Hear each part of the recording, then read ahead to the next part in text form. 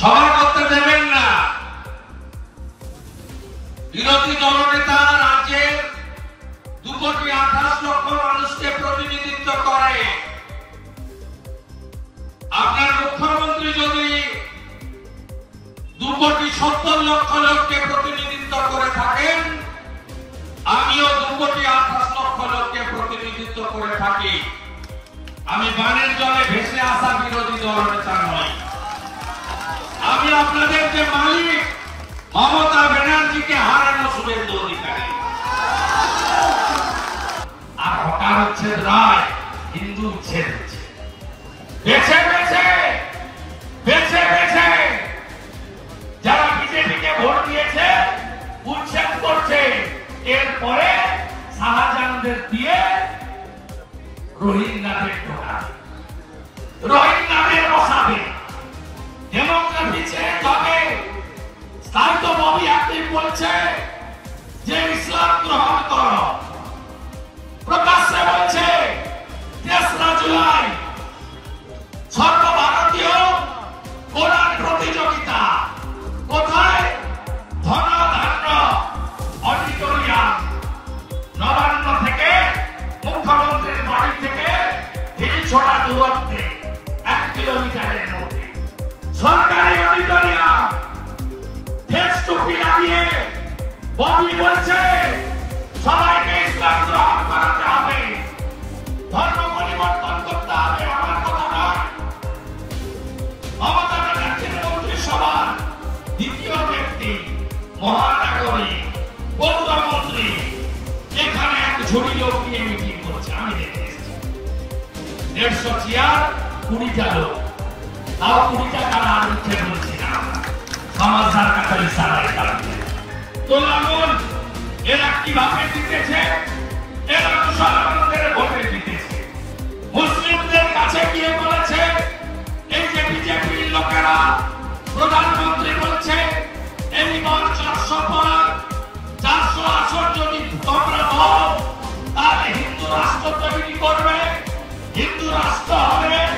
সব মুসলমানকে নাকি আমরা মাথায় করে নিয়ে পাকিস্তানে ছেড়ে দিয়ে আসবো। এই কথা তাদের মাথায় ঢুকানো হয়েছে। তাই 2021 সালে 100 জন মুসলমানের 91 জন ভোট দিয়েছিল পিসিকে। এবারে 100 জন মুসলমানের 95 জন ভোট দিয়েছে পিসিকে। তাই তৃণমূল কংগ্রেস আজকে কয়েকটা আসন বেশি পেয়েছে। তারপরে গণনায় তার চুপি আছে।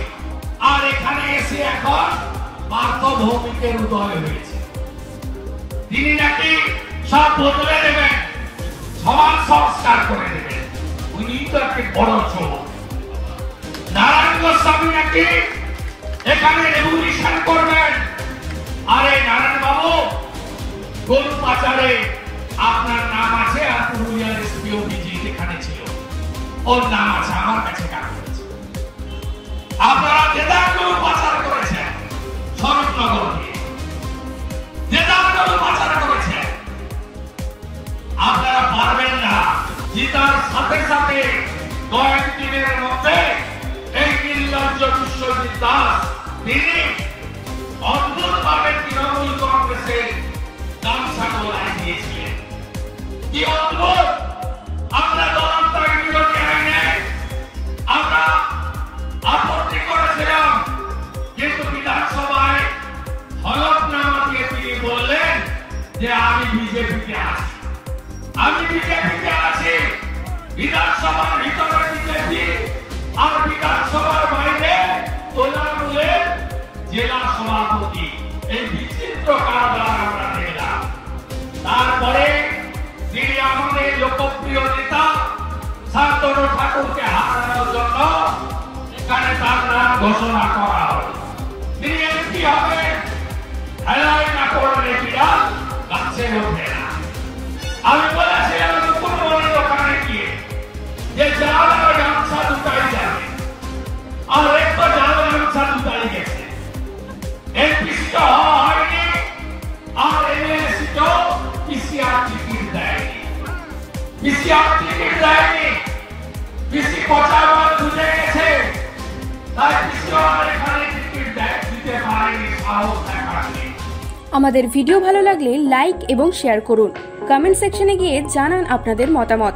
আরও ভিডিও পেতে আমাদের চ্যানেল সাবস্ক্রাইব করুন এবং প্রতি মুহূর্তে খবরের আপডেট পেতে প্রেস করুন বেল আইকন।